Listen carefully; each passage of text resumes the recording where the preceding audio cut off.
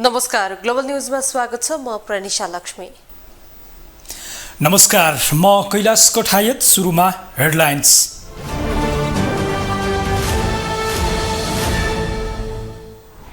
कोशी प्रदेशका मुख्यमन्त्री हिक्मत कुमार कार्कीले प्रदेशसभामा राखिएको विश्वासको प्रस्तावमाथिको छलफल सकियो, स्थगित बैठक अझै सुरु हुन सकेन। कोशी प्रदेश नामाकरणको विषयमा आन्दोलन गर्दै आएको समूहले एमाले सचिव योगेश भट्टराईमाथि गर्यो आक्रमण, बाटो नै छेकेर कालो झण्डा प्रदर्शन। सरकारद्वारा देशभरका विभिन्न अस्पतालका 2028 शैय्या गरिब, असहाय र अशक्तहरूका लागि निःशुल्क, अन्य अस्पतालमा पनि थप गर्ने स्वास्थ्य मन्त्रीको प्रतिबद्धता। इजरायलमा बच्चा बोकेर संसदमा सम्बोधन गर्न गएकी महिला सांसदलाई संसदको नियम भन्दै सम्बोधन गर्न रोक, विश्वभर नयाँ बहसको सृजना। र एसियाली खेलकुदका लागि नेपालको तर्फबाट भाग लिने खेलका खेलाडीहरू प्रशिक्षणमा जुटे, 29 खेलमा 233 खेलाडीको सहभागिता हुने।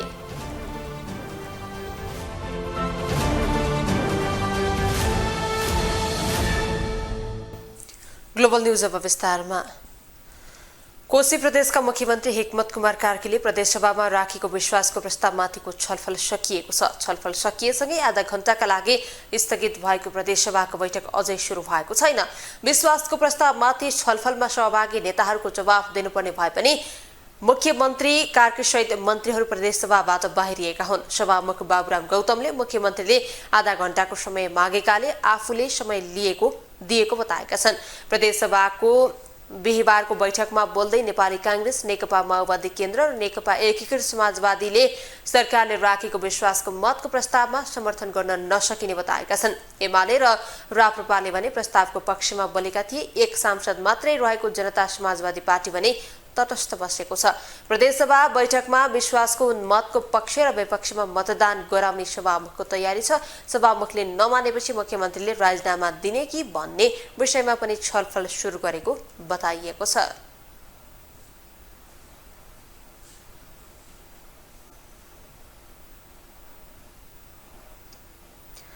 कोशी प्रदेश नामाकरणको विषयमा आन्दोलन गर्दै आएको समूहले एमाले सचिव योगेश भट्टराईमाथि आक्रमणको प्रयास गरेका छन्। इलाममा सचिव भट्टराईलाई पहिचानवादीहरूले कालो झण्डा देखाएर विरोध गरेको भए पनि प्रहरीले उनलाई सुरक्षा दिएर कार्यक्रम स्थलमा लगेको थियो। यसअघि समेत एमाले नेताहरू विरुद्ध पहिचानवादीहरूले आक्रमण प्रयास गर्ने गरेका थिए। एक रिपोर्ट। कोशी प्रदेशको नामाकरणको विषयमा आन्दोलन गर्दै आएका पहिचानवादीहरूले एमाले सचिव योगेश भट्टराईमाथि आक्रमणको प्रयास गरेका छन्। 72औं मदन भण्डारी जन्मजयन्तीको अवसरमा मदन भण्डारी फाउन्डेसन इलामले आयोजना गरेको कार्यक्रममा सहभागी हुन इलाम पुगेका भट्टराईलाई इलाम बजारमा उनीहरूले बाटो नै छेकेर कालो झण्डा देखाएका हुन्।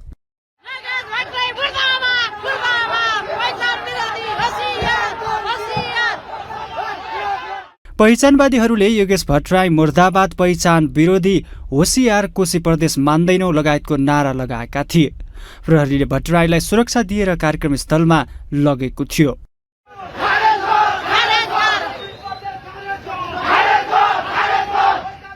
एमाले नेतृत्वको प्रदेश सरकारले प्रदेशको नाम कोशी राखेपछि एमाले नेताहरूमाथि आक्रमणको प्रयास भइरहेको छ। यसअघि नेकपा एमालेका अध्यक्ष केपी शर्मा ओलीमाथि पनि पहिचानवादीहरूले पटक पटक आक्रमणको प्रयास गरेका थिए। त्यस लगत्तै एमाले सरकारको जवाब समेत मागेको थियो। सरकारले भने शान्ति सुरक्षा प्रदान गर्न सरकार प्रतिबद्ध रहेको बताएको थियो। यता एमाले भने कोशी प्रदेशको नामाकरण विरुद्ध भइरहेको आन्दोलनमा सत्तारूढ दलकै नेता कार्यकर्ता संलग्न रहेको आरोप लगाउँदै आएको छ। एमाले विरुद्ध नियोजित रूपमा सत्तारूढ गठबन्धनकै दलकै कार्यकर्ताहरूले प्रदर्शन र आक्रमणको प्रयास गरेको एमालेको आरोप छ। ललिता निवास जग्गा हिनामिना प्रकरणमा प्रहरीको केन्द्रीय अनुसन्धान ब्युरो सीआईबीले हाई प्रोफाइल आरोपितको खोजी सुरु गरेको छ। यो प्रकरणमा पक्राउ परेका 4 जना आरोपितमाथि अनुसन्धान गर्न अदालतले म्याद थप गरेसँगै सीआईबीले हिट लिस्टमा रहेका अन्य हाई प्रोफाइल आरोपित खोज्न सुरु गरेको हो। सीआईबीको सूचीमा 2 जना पूर्व मन्त्री सहित अधिकृत स्तरमाथिका 39 जना कर्मचारी समेत रहेका छन्। एक रिपोर्ट। प्रधानमन्त्रीको सरकारी निवास बालुवाटारमा रहेको ललिता निवासको जग्गा हिनामिना प्रकरणमा प्रहरीको केन्द्रीय अनुसन्धान ब्युरोले हाई प्रोफाइल आरोपितमाथि अनुसन्धान सुरु गरेको छ। केन्द्रीय अनुसन्धान ब्युरोले ललिता निवासको 113 रोपनी जग्गा हिनामिना प्रकरणमा संलग्न रहेको आरोप लागेका पूर्व मन्त्री सहित तत्कालीन उच्च सरकारी अधिकृतमाथि अनुसन्धान सुरु गरेको हो। जग्गा हिनामिना गर्ने क्रममा सरकारको कार्यकारी तहमा रहेकाहरूलाई केन्द्रीय अनुसन्धान ब्युरोले हिट लिस्टमा राखेको छ, जसमा 2 जना पूर्व मन्त्री सहित 39 जना भन्दा धेरै छन्। उनीहरूमध्ये अधिकांश विरुद्ध पक्राउ पूर्जी जारी भइसकेको केन्द्रीय अनुसन्धान ब्युरोले जनाएको छ। उनीहरूलाई पक्राउ गर्न विशेष अपरेसन केन्द्रित भएको ब्युरोको दाबी छ। 78 साल 9/22 जिल्ला सरकारी वकिल कार्यालयबाट जुन निर्देशन प्राप्त भइसके पश्चात यो लामो समयको अनुसन्धान प्रहरीले केन्द्रीय अनुसन्धान ब्युरोले गरेको छ। यसमा ठुलो मेहनत छ र प्रमाणहरू जुन हिसाबले सङ्कलन गरे अघि भर्खरै हाम्रो अहिले एसएस साहबले जुन प्रस्तुति गर्नुभयो, उहाँले दिनुभएको जुन बुदाहरू छ, तथ्यहरू छ र बुझिएका व्यक्तिहरूलाई त्यति तत्कालमा बुझिएका व्यक्तिहरूको बयानहरू इत्यादिलाई गर्दाखेरि मलाई जहाँसम्म लाग्छ यो मुद्दा दर्ता नगर्ने प्रश्न नै आउँदा मुद्दा दर्ता हुन्छ, अगाडि बढ्छ। केन्द्रीय अनुसन्धान ब्युरोको हिट लिस्टमा तत्कालीन उपप्रधानमन्त्री समेत रहेका भौतिक योजना तथा निर्माण मन्त्री विजय कुमार गच्छेदार, तत्कालीन भूमि सुधार मन्त्री डम्बर श्रेष्ठ, भौतिक योजना मन्त्रालयका तत्कालीन सचिव दीप बस्न्यात, भूमि सुधार मन्त्रालयका तत्कालीन सचिव द्वय छविराज पन्त र दिनेश हरि अधिकारी छन्। त्यस्तै अन्य हाई प्रोफाइल आरोपित पनि प्रहरीको हिट लिस्टमा छन्। ब्युरोले पूर्व निर्वाचन आयुक्त सुधीर कुमार शाह र भाटभटेनी सुपरमार्केटका सञ्चालक मीनबहादुर गुरुङ सहित 4 जना हाई प्रोफाइललाई भने पक्राउ गरिसकेको छ। केन्द्रीय अनुसन्धान ब्युरोले ललिता निवास जग्गा हिनामिना प्रकरणमा फेरि अनुसन्धान अगाडि बढाएपछि कतिपयले भने प्रश्न उठाएका छन्। पूर्व प्रधानमन्त्री शेरबहादुर देउवाको पालामा यो प्रकरणको फाइल बन्द भएको थियो, तर अहिले अनुसन्धान प्रक्रिया अगाडि बढेपछि कतिपयले हदम्यादको कुरा उठाएका छन्। तर वरिष्ठ अधिवक्ता डाक्टर सुरेन्द्र भण्डारी भने ललिता निवास जग्गा हिनामिना प्रकरणमा हदम्याद लागू नहुने बताउँछन्। भ्रष्टाचार र सार्वजनिक जग्गा हिनामिना प्रकरणमा हदम्याद लागू नहुने डाक्टर भण्डारीको तर्क छ। ललिता निवास एउटा सार्वजनिक जग्गा हो, त्यो पब्लिक प्रपर्टी हो। सार्वजनिक जग्गालाई निजीकरण गर्न पाइँदैन, व्यक्तिका नाममा हस्तान्तरण गर्न पाइँदैन। त्यो गरेको छ भने पनि जहिलेसुकै पनि त्यो बदर गर्न पाइन्छ। र सार्वजनिक जग्गालाई निजीकरण गर्ने र व्यक्तिगत रूपमा स्वामित्व धारण गर्ने काम गैर कानुनी काम हो र त्यस्तो कामलाई बदर गराउनका लागि कुनै कानुनले हदम्यादले छेक्दैन, त्यो जहिले पनि गर्न पाइन्छ। त्यसैले अहिले अब उठिरहेको प्रश्न के छ भने होइन यति पुरानो विषय भयो, अहिले आएर मुद्दा चलाउन मिल्छ र हदम्याद गइसकेन र भन्ने विषय पनि उठेको छ। हदम्यादको विषय चाहिँ यस्तो सार्वजनिक जग्गाको विषयमा लागू हुँदैन, तर मुख्य कुरा के हो भने को व्यक्ति दोषी हुन् या होइनन् भन्ने चाहिँ एउटा विषय चाहिँ त्यो चाहिँ गम्भीर छानबिनको विषय बन्नुपर्छ। त्यसो त ललिता निवास जग्गा हिनामिना प्रकरणमा तत्कालीन प्रधानमन्त्री द्वय डाक्टर बाबुराम भट्टराई र माधव कुमार नेपालको नाम पनि आउने गर्दछ। जग्गा कृत्य गरिएको विषयको निर्णय प्रक्रियाका बेला भट्टराई र नेपाल सरकारको नेतृत्वमा थिए, तर उनीहरू विरुद्ध भने कृत्य मुद्दा चल्ने सम्भावना न्यून रहेको बताइएको छ, किनभने मन्त्री परिषदबाट भएको निर्णयमा उनीहरूलाई कर्मचारीले झुक्क्याएको निष्कर्ष केन्द्रीय अनुसन्धान ब्युरोको छ। घटनामा एमाले उपाध्यक्ष विष्णु पौडेल पनि मुछिएका छन्। सिआइबीको अनुसन्धान उनको विषयमा भने मौन रहेको छ। ग्लोबल टेलिभिजनका लागि क्यामेरामा वेद श्रेष्ठका साथमा कैलाश कठायत, काठमाडौँ।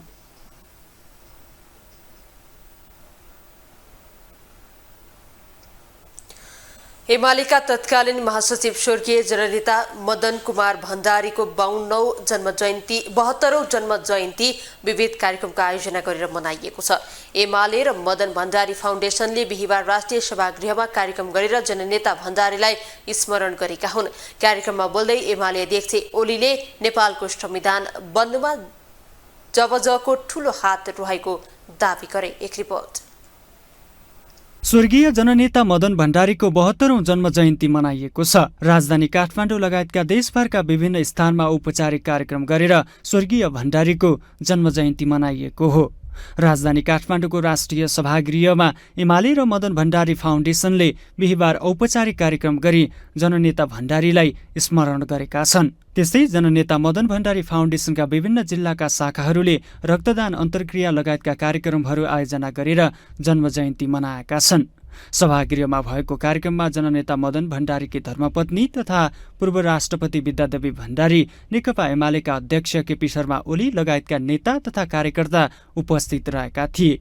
कार्यक्रममा मदन भण्डारी जन्मजयन्तीका अवसरमा हरेक वर्ष प्रदान गर्दै आएको मदन भण्डारी राष्ट्रिय पुरस्कारबाट यस वर्ष सोलु दुधकुण्ड नगरपालिका 4 फाप्लु सोलुखुम्बु निवासी डाक्टर मिङमार गेल्जेन शेर्पालाई प्रदान गरिएको थियो। त्यस्तै मदन भण्डारी रूपान्तरण नेतृत्व राष्ट्रिय पुरस्कारबाट हेटौडा उपमहानगरपालिका 4 प्रतिभानगर मकवानपुर निवासी निरु कुमारी मगरलाई प्रदान गरिएको थियो। समाज रूपान्तरणको हाम्रो अभिभारा पुरा भइसकेको छैन। यसका लागि धेरै लामो यात्रा तय गर्न बाँकी नै छ। जनताको जीवनमा सम्पूर्ण रूपले परिवर्तन ल्याउने समृद्ध नेपाल, सुखी नेपालीको जुन परिकल्पना छ त्यस्तो दायित्व पुरा भइसकेको छैन। राजनीतिक रूपमा केही संरचनागत परिवर्तनहरू भएका छन्, तर नेपाली क्रान्ति सम्पन्न भइसकेको छैन। कार्यक्रममा नेकपा एमालेका अध्यक्ष केपी शर्मा ओलीले जनताको बहुदलीय जनवाद राष्ट्र निर्माणको आधार भन्ने विषयमा प्रवचन दिएका थिए। एमाले अध्यक्ष ओलीले जनताको बहुदलीय जनवाद जबजको आयाम र विशेषताबारे चर्चा गर्दै जबज नेपाली समाजलाई अघि बढाउने उत्कृष्ट सिद्धान्त भएको र जबजले स्पष्ट लक्ष्य र गन्तव्य लिएकै कारण हालको संविधानमा समाजवाद लेखिएको दावी पनि गरे। योगदान सम्झिनु जरुरी छैन, योगदान बिर्सिए हुन्छ। योगदानको के मतलब छ? कसलाई फुर्सद छ योगदानका कुरा गर्ने? कसलाई फुर्सद छ हाम्रा पूर्वजहरूको, पुर्खाहरूको कुरा गर्ने? कसलाई फुर्सद छ आज आमा बाबुको योगदानको चर्चा गर्ने, त्यसको महिमा गाउने अथवा आमा बाबुप्रति कृतज्ञ हुने भन्ने खालका विचारहरू पनि आज सुनिन्छ। तर हामी समाज बिना इतिहास समाज यहाँ आइपुगेको छैन। धेरै उतार चढावहरूबाट समाज यहाँ आइपुगेको छ र आज पनि समाज अनेक प्रकारका रस्साकसीहरूका बीचबाट अगाडि बढिरहेको छ। त्यसका साथै एमाले अध्यक्ष ओलीले राजनीतिक पार्टीहरू समाजलाई अघि बढाउने क्रममा विभिन्न विचारहरू बोकेर अघि बढ्ने गरे पनि पछिल्लो समय कतिपय दलहरू विचारबिनै राजनीतिमा आइरहेकोमा असन्तुष्टि व्यक्त गरे। नेपालमा अहिले पछिल्लो समयमा आएर राजनीतिक पार्टीहरू निर्माण भए। ती राजनीतिक पार्टीहरूको सन्दर्भमा अर्को समयमा हामी चर्चा गर्नेछौँ। राजनीतिक पार्टीहरू खास गरी समाजलाई व्यवस्थित ढङ्गले अगाडि बढाउने, कसरी अगाडि बढाउने भन्ने सम्बन्धमा विभिन्न विचारहरू बोकेर अगाडि बढ्छ राजनीतिक पार्टीहरू। अहिले एउटा लहर चलेको छ, अलिकति विचार सिचार नचाहिने, बिना विचार लिएर हामी आयौँ भन्ने।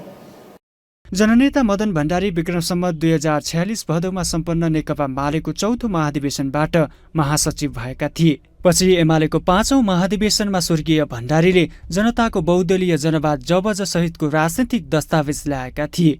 त्यसपछि एमालेले जबजलाई पार्टीको मूल सिद्धान्त मानेको थियो। विक्रम सम्वत 2009 साल असार 14 गते जन्मिएका भण्डारीको विक्रम सम्वत 2050 सालमा दासढुङ्गा जीव दुर्घटनामा परेर निधन भएको थियो। ग्लोबल टेलिभिजन एसडी का लागि क्यामेरामा निर्मल तिमिल सिन्हाका साथमा विनोद विक्रम भण्डारी, काठमाडौँ। पूर्व राष्ट्रपति विद्यादेवी भण्डारीले समाज रूपान्तरणको अभिभारा पूरा नभइसकेको बताएकी छिन्। मदन भण्डारीको 72औं जन्म जयन्तीको अवसरमा भएको कार्यक्रममा उनले समाज रूपान्तरणको अभिभारा पूरा गर्नका लागि लामो यात्रा तय गर्न बाँकी रहेको बताएकी हुन्। उनले जनताको जीवनमा सम्पूर्ण रूपमा परिवर्तन ल्याउने समृद्ध नेपाल, सुखी नेपालीको परिकल्पनाको दायित्व पूरा भइ नसकेको पनि बताइन्। राजनीतिक रूपमा केही संरचनागत परिवर्तन भए पनि नेपाली क्रान्ति सम्पन्न भइ नसकेको बताउँदै उनले यसमा पर्याप्त सुधार, परिवर्तन तथा रूपान्तरणका सम्भावनाहरू बाँकी रहेको बताइन्। हाम्रो अभिभारा पुरा भइसकेको छैन। यसका लागि धेरै लामो यात्रा तय गर्न बाँकी नै छ। जनताको जीवनमा सम्पूर्ण रूपले परिवर्तन ल्याउने समृद्ध नेपाल, सुखी नेपालीको जुन परिकल्पना छ त्यस्तो दायित्व पुरा भइसकेको छैन। राजनीतिक रूपमा केही संरचनागत परिवर्तनहरू भएका छन्, तर नेपाली क्रान्ति सम्पन्न भइसकेको छैन। पूर्व राष्ट्रपति भण्डारीले गौतम बुद्धदेखि अन्य विचारकहरूले मानव जीवनको सुख र शान्तिको बहालीलाई नै आफ्नो खोजको विषय र लक्ष्य बनाएको बताएकी थिइन्।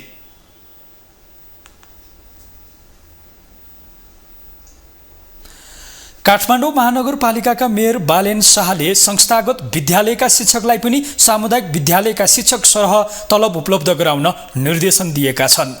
मेयर शाहले सामुदायिक र संस्थागत विद्यालयका शिक्षकको तलब सुविधा बराबर हुनुपर्ने भन्दै संस्थागत विद्यालयहरूलाई यस्तो निर्देशन दिएका हुन्। सामुदायिक विद्यालयको भन्दा संस्थागत विद्यालयका शिक्षकहरूको तलब कम भएको भन्दै उनले नेपाल सरकारले तोकिदिएको तलब स्केल नघटाई शिक्षकहरूलाई तलब उपलब्ध गराउन संस्थागत विद्यालयहरूलाई निर्देशन दिएका हुन्। शिक्षा ऐन 2028 को दफा 12.7.6 मा संस्थागत विद्यालयको शिक्षकलाई पनि नेपाल सरकारले तोकिदिएको तलब स्केल नघटाई तलब दिनुपर्ने भनी उल्लेख गरिएको छ। काठमाडौँ महानगरपालिका विद्यालय शिक्षा व्यवस्थापन नियमावली 2074 को 68 मा शिक्षक तथा कर्मचारीको तलब भत्ता, निवृत्ति भरण, उपदान लगायतका अन्य सुविधा खाइपाई आएकोमा नघट्ने गरी संघीय शिक्षा कानूनमा तोकिए बमोजिम हुने उल्लेख गरिएको मेयर शाहले स्मरण गराएका छन्। सरकारले तोकिदिएको तलब सुविधा प्राप्त नभएमा महानगरको शिक्षा विभागमा सम्पर्क गर्न मेयर शाहले अनुरोध गरेका छन्। महानगरको शिक्षा विभागका अनुसार महानगरमा 540 वटा संस्थागत विद्यालयहरू छन्। शिक्षा विभागमा अधिकांश संस्थागत विद्यालयले ऐन अनुसार शिक्षकहरूको तलब स्केल नदिएको भन्ने गुनासो आएको महानगरले जनाएको छ। स्वास्थ्य तथा जनसङ्ख्या मन्त्रालयले आजबाट लागू हुने गरी देशैभरिका 7 वटा अस्पतालहरूमा 2028 शय्या उपलब्ध गराएको छ। मन्त्रालयले गरिब, असहाय र विपन्न वर्गका बिरामीहरूलाई निःशुल्क शय्या उपलब्ध गराएको हो। मन्त्रालयले देशका मुख्य 7 वटा अस्पतालहरूमा विपन्न वर्गका नागरिकले उपचार गर्दा शय्या शुल्क तिर्न नपर्ने बताएको छ। एक रिपोर्ट। स्वास्थ्य तथा जनसङ्ख्या मन्त्रालयले देशभरका विभिन्न अस्पतालमा 2028 वटा शय्या गरिब, असहाय र अशक्तहरूका लागि निशुल्क गरेको छ। आजदेखि लागू हुने गरी स्वास्थ्य मन्त्रालयले विभिन्न अस्पतालहरूमा निशुल्क शय्याको व्यवस्था गरेको हो। मन्त्रालयका अनुसार कान्तिबाल अस्पतालले 248, शुक्रराज ट्रपिकल तथा सरुवा रोग अस्पतालले 60, परोपकार प्रसुति तथा स्त्रीरोग अस्पतालले 450, राष्ट्रिय ट्रमा सेन्टरले 150 र शहीद गंगालाल हृदयरोग केन्द्रका 90 वटा शय्या निशुल्क हुनेछन्। केही दिन अगाडि वीर अस्पतालले 700 शय्या र कोशी अस्पतालले 330 शय्या विपन्न वर्गका लागि निशुल्क गरी सेवा दिँदै आएको छ। 22 वटा जिल्लाका विपन्न नागरिकहरूले कार्ड पाउनु भएको छ। विपन्नताको, गरिबीको ती कार्ड होल्डरहरू सबैलाई दिने। त्यसपछि आएर बाँकीको हकमा चाहिँ वडा कार्यालयले दिएको सिफारिस, को गरिब हो, को विपन्न हो, को असहाय हो, को चाहिँ बेवारिसी हो, त्यो उहाँहरूले दिएको सिफारिसको आधारमा आएर तपाईँले काम गर्नुहोस्। अनि स्वास्थ्य मन्त्रालयले समन्वय गर्छ भएर त्यही दिन निर्णय गरेर हामीले चाहिँ भोलिपल्ट बिदाको दिन थियो, पर्सिपल्टबाट हामीले त्यो लागू गरेका छौँ। अहिले देशभरि लागू भएको छ।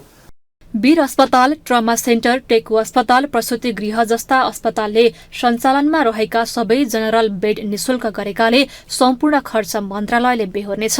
स्वास्थ्य सेवामा विपन्नको पहुँच बढाउन बिस्तारै देशभरिका केन्द्रीय अस्पतालहरूमा पनि विपन्न वर्गहरूका लागि निशुल्क शय्या थप्दै जाने कार्ययोजना रहेको स्वास्थ्य मन्त्री मोहन बहादुर बस्नेत बताउँछन्।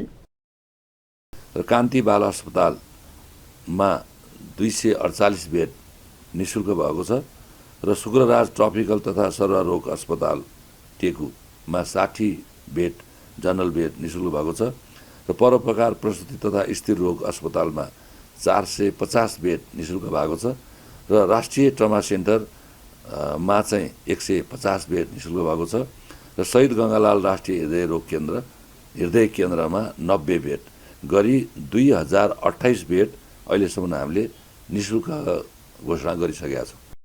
स्वास्थ्य तथा जनसङ्ख्या मन्त्रालयले गरिब, असहाय र विपन्न वर्गका बिरामीहरूका लागि अस्पताललाई निशुल्क शय्या उपलब्ध गराएको कामको सर्वसाधारणले समेत प्रशंसा गरेका छन्। यो एकदम स्वागत योग्य छ। यो राम्रो सुरुवात हो, किनभने हाम्रो देशमा कतिपय मान्छेले त्यो उपचार गर्न नसक्ने अवस्थाको मान्छेहरू छ, उहाँहरूको लागि चाहिँ एकदम राम्रो भएको छ। यो मलाई एकदम खुसी लागेको छ। यो यस्तो हुनुपर्छ, अझ अरू सेक्टरमा पनि यस्तो हुँदै जानुपर्छ। यो चाहिँ फर्स्ट स्टेज स्वास्थ्य मन्त्रालयले सुरु गर्यो, तर यस्तो हुँदै जानुपर्छ। अरू सेक्टरमा पनि यस्तो भयो भने राम्रो हुन्छ।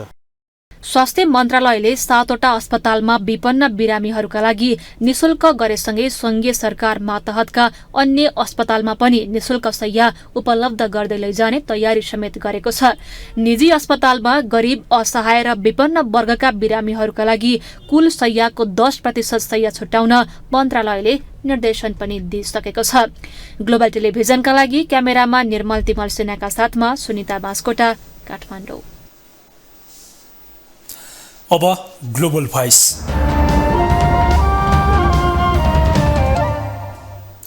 स्वास्थ्य तथा जनसङ्ख्या मन्त्रालयले गरिब, असहाय र विपन्न वर्गका बिरामीहरूलाई निशुल्क शय्या उपलब्ध गराएको छ।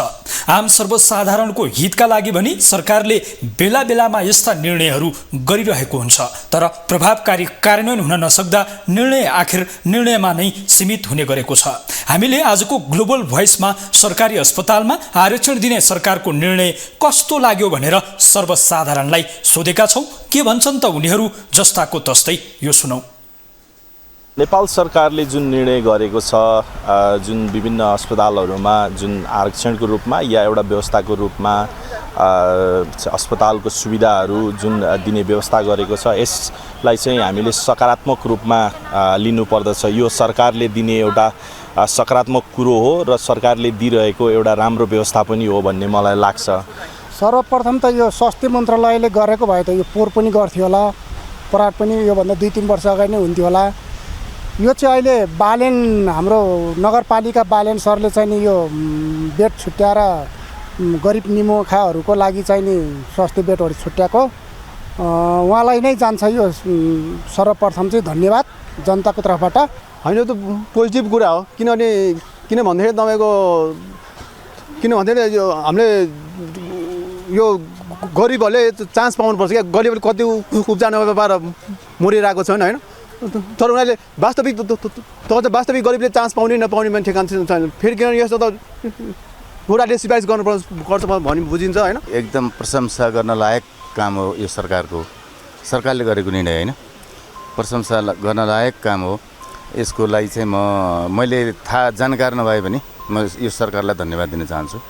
सम्मेलन शुक्रबार र शनिबार पोखरामा हुने भएको छ। गण्डकी प्रदेशका मुख्यमन्त्री सुरेन्द्र राज पाण्डेको अगुवाईमा 7 प्रदेशका मुख्यमन्त्री पोखरामा भेला हुन लागेका हुन्। प्रदेशले पाउनुपर्ने अधिकार, एकीकृत विकास मोडल लगायत विषयमा भेलामा छलफल हुनेछ। मुख्यमन्त्रीहरूको भेलामा प्रदेश सरकारका समस्या सुन्न प्रधानमन्त्री पुष्पकमल दाहाल प्रचण्डको पनि सहभागिता हुनेछ। यो सम्मेलन जेठ 10 मा गर्ने तय भएको थियो, तर प्रधानमन्त्रीको व्यस्तताका कारण त्यति बेला सम्मेलन स्थगित भएको थियो।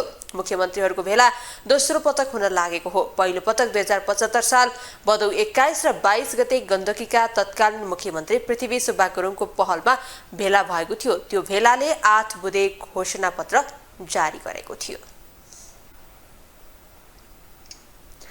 घरघरमा तुलसीको बिरुवा रोपेर हरियसनी एकादशी मनाइएको छ। हिन्दू धर्मावलम्बीहरूका लागि महत्त्वपूर्ण दिनका रूपमा लिइने यो दिन निराहार व्रत बसी भगवान विष्णु र तुलसीको पूजा अर्चना गर्ने परम्परा रहेको छ। असार शुक्ल एकादशीदेखि भगवान विष्णु क्षीर सागरमा सुत्ने र 4 महिनापछि हरिबोधनी एकादशीमा जाग्ने विश्वास गरिन्छ। एक रिपोर्ट। बिहीबार हरिशयनी एकादशी असार शुक्ल एकादशीका दिन घरमा तुलसीको बिरुवा रोपी हरिशयनी एकादशी मनाइएको छ। बिहानदेखि नै काठमाडौँको बुढानीलकण्ठ स्थित नारायण स्थान, उपत्यकाका 4 नारायण मन्दिर लगायत मुलुकभर रहेका विष्णु मन्दिरमा पूजा अर्चना तथा धार्मिक अनुष्ठानका लागि भक्तजनहरूको भिड लागेको छ। भक्तजनहरू बिहानैदेखि मन्दिरमा सुख, शान्ति तथा समृद्धिको कामना गर्दै पूजा अर्चना समेत गर्ने गर्दछन्। यो आज तुलसी रोप्ने एकादशी भनिन्छ, हरिशयनी एकादशी। हाम्रो चाहिँ निर्जला एकादशीमा चाहिँ दल राखेर र यसमा चाहिँ हाम्रो सार्ने, तुलसीको मोठमा सारेर आजको दिन पूजा गरेर र आजको दिनबाट चाहिँ चतुर्मास 4 महिनासम्म भगवान चाहिँ शयन गर्नुभएको हुन्छ कि एउटा काँधबाट सर्केर अर्को काँधमा बस्नुभएको हुन्छ। आजको यो एकादशी चाहिँ आज तुलसा रोप्ने दिन हो। यसको चाहिँ आफ्नो छुट्टै एउटा विशेषता छ, महत्त्व छ धार्मिक दृष्टिकोणले होइन। आजको दिनमा चाहिँ मैले चाहिँ बिहान उठ्ने, बिहान के भन्छ मुहूर्त कालमा उठेँ, 4 बजे उठेँ, नुहाई धुवाई गरेँ, पूजाआजा गरेँ, घरमा तुलसाको मोठमा तुलसा सार्ने काम गरेँ। त्यसपछि यहाँ मन्दिरमा आएर 3 घन्टा लाइन बसेर पूजा भर्खर सकेँ। बौद्धिक शास्त्रहरूमा यस एकादशीलाई एउटा महत्त्वपूर्ण एकादशीका रूपमा व्याख्या गरिएको छ। निर्जला एकादशीका दिन छरेको तुलसीको बिउलाई हरिशयनी एकादशीमा रोपेर पूजा गर्ने परम्परा छ। त्यसका साथै विष्णु भगवान असार शुक्ल एकादशीदेखि क्षीरसागरमा सुत्ने र 4 महिनापछि हरिबोधनी एकादशीमा जाग्ने गरेको धर्मगुरुहरू बताउँछन्। आजबाट भगवान नारायण विष्णु चाहिँ शयन गर्नुहुन्छ 4 महिनाको लागि भन्ने शास्त्रमा केही वर्णन गरिएका छन् र यो दिन चाहिँ भगवान नारायण अब शयन गर्न भनेर क्षीरसागरमा जानुहुन्छ भने उहाँकी अर्धाङ्गिनी तुलसीको सेवा गर्ने र भगवान शालिग्राम, भगवान साक्षात् रूपमा नभए पनि शालिग्राम स्वरूपमा चाहिँ तुलसी र शालिग्रामलाई एकैसँग राखेर उहाँको सेवा गरेर 4 महिनासम्म सेवा गर्ने। अनि भगवान जागा भएपछि कार्तिक शुक्ल एकादशीमा भगवान जागा हुनुहुन्छ। त्यस पछाडि तुलसी र शालिग्रामको विवाह गराउने, शालिग्राम भन्ने नै नारायण हो र उहाँलाई मानेर विवाह आदि गरेर 4 महिनासम्म गरेको व्रत त्यस पछाडि व्रत चाहिँ खोल्ने भन्ने परम्पराहरू हुन्छन्। तुलसीलाई भगवान विष्णुको स्वरूपका रूपमा लिइन्छ। तुलसीलाई आयुर्वेदिक दृष्टिले औषधिका रूपमा समेत उपयोग गरिन्छ। हरिशयनी एकादशीमा पूजा अर्चना र व्रत बस्नाले सम्पूर्ण पापको मोचन हुने र सुकर्मको फल प्राप्त हुने धार्मिक विश्वास समेत रहिआएको छ। 4 महिनासम्म विधिपूर्वक पूजा आराधना गरिएको तुलसीलाई कार्तिक शुक्ल एकादशी अर्थात् हरिबोधनी एकादशीका दिन दामोदरसँग विवाह गरिदिने बौद्धिक परम्परा समेत रहेको छ। ग्लोबल टेलिभिजनका लागि क्यामेरामा निर्मल तिमल सिन्हाका साथमा जुनिसा कोइराला, काठमाडौँ। नेपाली चलचित्र परस्त्री बिहिबारबाट प्रदर्शनमा आएको छ। चलचित्र नेपाल र भारतका विभिन्न चलचित्र हलहरूमा प्रदर्शनमा आएको हो। काठमाडौँमा भएको चलचित्रको प्रिमियर शोमा पुगेका कलाकारहरूले चलचित्र राम्रो रहेकोले सबैले हेरेर साथ दिन आग्रह गरेका छन्। निर्देशक, लेखक एवं अभिनेता खगेन्द्र लामिछानेले चलचित्रमा अब के होला भन्ने कौतूहलता रहेको बताएका छन्। उनले भारतमा पनि यो चलचित्र प्रदर्शन भइरहेको भन्दै भारतका दर्शकले पनि चलचित्र हेरेर रुचाउने बताएका छन्। त्यस्तै अभिनेत्री स्वस्तिमा खड्काले भारतमा नेपाली चलचित्रको ऐना यस फिल्मले देखाउने बताएकी छन्। प्रिमियर शोपछि बोल्दै निर्देशक एवं यस चलचित्रका लेखक दिपेन्द्र के खनालले यस चलचित्र क्राइम जनरामा नेपालमा बनेको सशक्त फिल्म भएको दावी गरेका छन्। अनि हेर्दाखेरि चाहिँ त्यस्तो अल्छी लागेन कहिले। त्यस्तो अब कुनै पनि सिनेमाको त प्रि एजुम्सन गर्न सक्दैन किनभने अब त्यसलाई चाहिँ अडियन्सले कहाँको अडियन्सले कसरी हेर्छ। जस्तै पर्सनल्ली मलाई हेर्दा पो म इन्जोय गरेँ मजासँग जति पनि टाइमको ड्युरेसन हुन्छ। अब इन्डियाको अडियन्सले यो सिनेमालाई कसरी हेर्छ त हामीले भन्न सक्दैन। म आफै अब पार्ट अफ फिल्म मेकिङको आफै म पार्ट भएर हेर्दाखेरि चाहिँ मैले त्यसरी भन्नु मिल्दैन कि त्यो थाहा हुने भए अडियन्स कुन फिल्ममा होल्ड हुन्छ कुन फिल्ममा होल्ड हुँदैन थाहा भएको भए त म आफै त्यही अनुसारले फिल्म चुज गरेर गर्थेँ होला होइन। त्यस्तो त थाहा हुँदैन। बट डेफिनेटली मन पराउनुहुन्छ होला अडियन्सहरूले जतिले हेर्नुहुन्छ उहाँहरू नयाँ चाहिँ लाग्न सक्छ डेफिनेटली। एउटा एज अ अडियन्स मैले आज हेर्दाखेरि पनि क्राइम जनरामा चाहिँ यतिको फिल्म चाहिँ बनाएको छैन। एकजना मान्छे मैले त्यस्तो मान्छे एउटा भेटेको थिएँ अनि त्यो मान्छेको क्रियाकलापहरू मैले सुन्दाखेरि चाहिँ म एकछिन नम भएँ क्या। म आफैलाई चाहिँ ओहो यस्तो पनि हुन्छ र त्यो क्यारेक्टरले जस्तो किसिमको हरकतहरू गर्छ नि गुम्सिएको क्यारेक्टर अनि यस्तो पनि हुन्छ र भन्ने म एकछिन आफै एकदमै सकमा थिएँ र स्टडी गर्दै जाँदाखेरि चाहिँ यस्तो हुँदो रहेछ भन्ने हिसाबले त्यो हाम्रो समाजमा एक्जिस्ट गर्ने क्यारेक्टर। चलचित्र शर्मिला पाण्डेले निर्माण गरेकी हुन्। चलचित्र निर्देशक दिपेन्द्र कुमार खनालले लेखेका हुन्।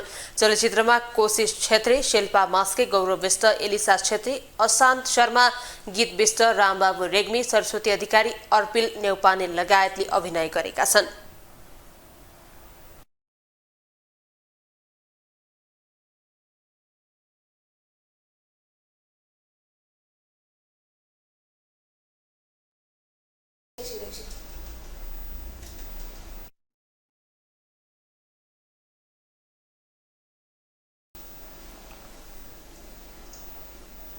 अब इन्टरनेसनल न्यूज।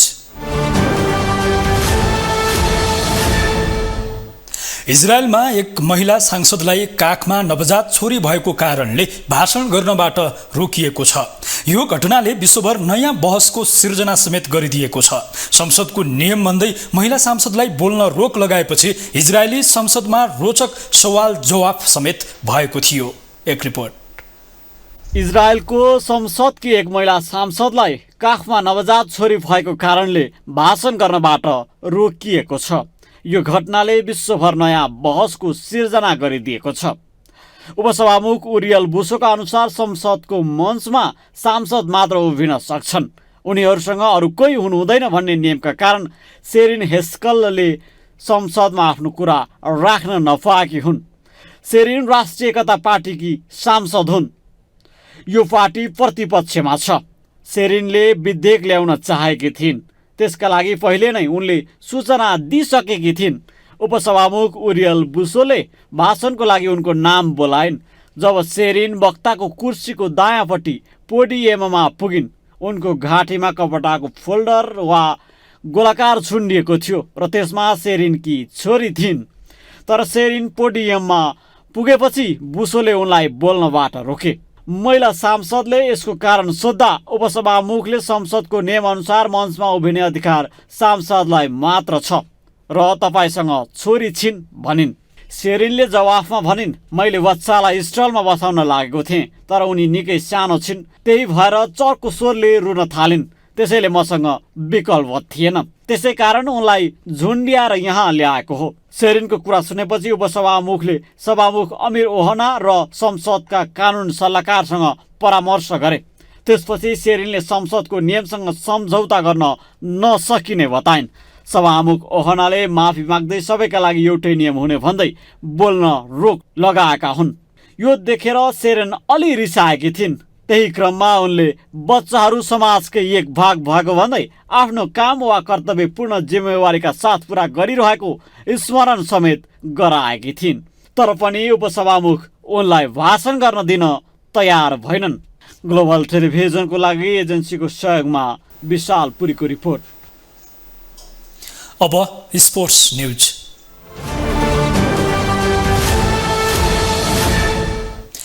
चीनको होङजाउमा आगामी सेप्टेम्बर 23 गतिदेखि एसियाली खेलकुद प्रतियोगिता हुने पक्की भइसकेको छ। करिब 3 महिनापछि हुने 19औं खेलकुद प्रतियोगितामा नेपालको तर्फबाट पनि सहभागिताका लागि तयारी जुटिसकेको छ। कोभिड महामारीको कारण 1 वर्ष ढिलो गरी हुन लागेको प्रतियोगिताका लागि नेपालका 233 जना खेलाडीहरू प्रशिक्षणमा जुटिसकेका छन्। एक रिपोर्ट।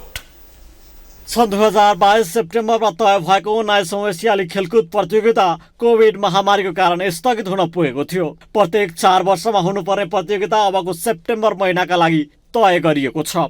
चीनको हाङजाउमा हुन लागेको प्रतियोगिताका लागि अब करिब 85 दिन बाँकी छ। प्रतियोगिता नजिकै जाँदा नेपालको तर्फबाट पनि भाग लिने खेलाडीहरू तयारीमा जुटेका छन्। यसपटक नेपालको तर्फबाट कुल 50 जना प्रशिक्षकको प्रशिक्षणमा 233 खेलाडीहरू प्रशिक्षण गरिरहेका छन्। नेपाल भारोत्तोलन सङ्घका अध्यक्ष राम श्रेष्ठले खेलाडीको तयारीमा तीव्रता दिएको बताए। भारोत्तोलनका लागि वैदेशिक प्रशिक्षणको योजनामा रहेको पनि उनको भनाइ छ। 87 दिन बाँकी छ एसियन गेमको लागि। हाम्रो तयारी अब जहिले पनि हाम्रो कहिले पनि तयारी चाहिँ रोकेको छैन।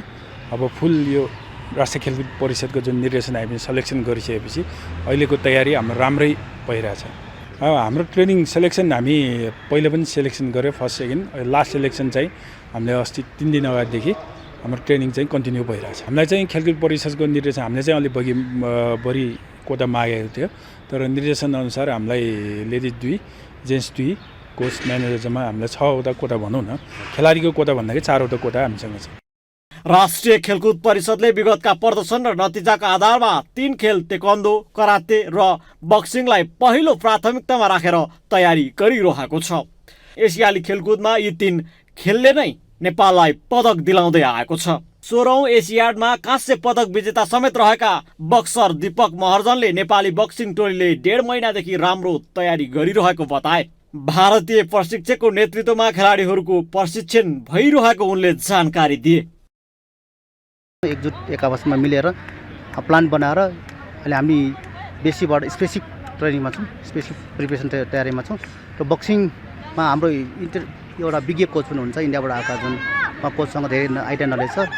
त्यससँगै हामी पनि छौँ त्यसमा, हामी पनि उहाँको सपोर्ट भएकोलाई यसपालि चाहिँ बक्सिङले चाहिँ अलि तयारी पहिलेको ढाँचामा राम्रो तयारी भएको छ। गोङझाउ एसियाडमा वैदेशिक प्रशिक्षण पाएकाले पदक जित्न सफल अनुभव सुनाउँदै उनले यस पटक राम्रो वैदेशिक प्रशिक्षण पाएमा नेपालले पदक पाउने आशा उनको छ। सम्भावनाका हिसाबले सरकारले पहिलो प्राथमिकतामा राखेर प्रशिक्षण दिइरहेको भए पनि आवश्यक डाइटमा पर्याप्त सहयोग पाउन नसकेको उनको गुनासो छ। हामी पूर्ण रूपमा जुन सरकारले हेर्नुभएको छ, तर थोरै हाम्रो चाहिँ के भने अब खेलाडीको हाम्रो यो विदेशी कोचले चाहिँ एकदम खेलाडीलाई म्याक्सिमम बिहान 2.5 घन्टा, बेलुका 2.5 घन्टा, कहिलेकाहीँ 3 टाइम पनि ट्रेनिङ हुन्छ होइन। त्यो कुरा अलिकति खेलाडीलाई ट्रेनिङ मात्र हुँदैन, अब त्यसलाई रिकभरी गर्नको लागि डाइटकै न्युट्रिसनकै आवश्यक चाहिन्छ। सुतेर मात्र रिकभरी हुने कुरा रेस्टले मात्र होइन, त्यो खेलाडीलाई आफ्नो शरीरमा भएको इनर्जी लस भएपछि इनर्जी रिकभरी गर्नुको लागि डाइट चाहिन्छ। त्यो कारण डाइटको अलिकति व्यवस्था गऱ्यो भने हामी योभन्दा अगाडि अझ हामी खेलाडी पर्फर्मेन्स बढाउँछौँ। नेपालका तर्फबाट सुरुमा 23वटा खेलमा सहभागी हुने तयारी थियो, तर खेलकुद परिषदको बोर्ड बैठकले खेल थप गर्दै 29 खेलमा प्रतिस्पर्धा गराउने निर्णय गरेको थियो। नेपाली पुरुष क्रिकेट टोली हाल जिम्बाब्वेमा विश्वकप छनौट खेलिरहेको छ। अर्को यी स्पोर्ट एसियाडमा छनौट हुनकै लागि अन्तर्राष्ट्रिय प्रतिस्पर्धा गरिरहेको छ। यी 2 खेलको अन्तिम छनौट खेल हुन बाँकी छ। अधिकांश खेलले विशेष प्रशिक्षण थालिसकेका छन्। गत असार 1 गतेदेखि विशेष प्रशिक्षणमा सहभागी खेलाडीलाई खेलकुद परिषदले दैनिक 900 र उपत्यका बाहिरका खेलाडीलाई 1600 रुपियाँका दरले भत्ता समेत प्रदान गर्दै आइरहेको छ। ग्लोबल न्युजको अन्त्यमा हेडलाइन्स पुनः एकपटक।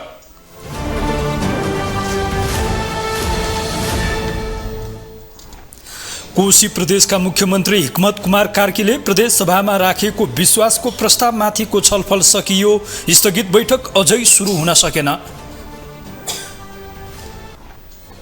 कोशी प्रदेश नामाकरणको विषयमा आन्दोलन गर्दै आएको समूहद्वारा एमाले सचिव योगेश भट्टराईमाथि आक्रमण, बाटो नै छेकेर कालो झण्डा प्रदर्शन।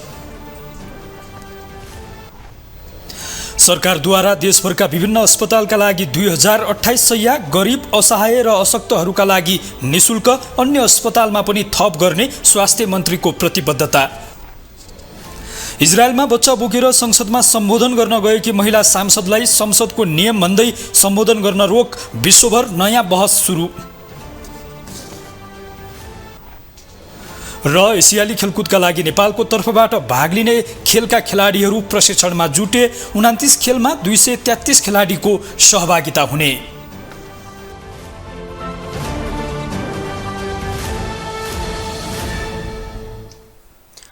ग्लोबल न्युज हेर्नलाई यति नै। ग्लोबल टेलिभिजन तपाईँ फेसबुक तथा युट्युबमा पनि प्रत्यक्ष रूपमा हेर्न सक्नुहुनेछ।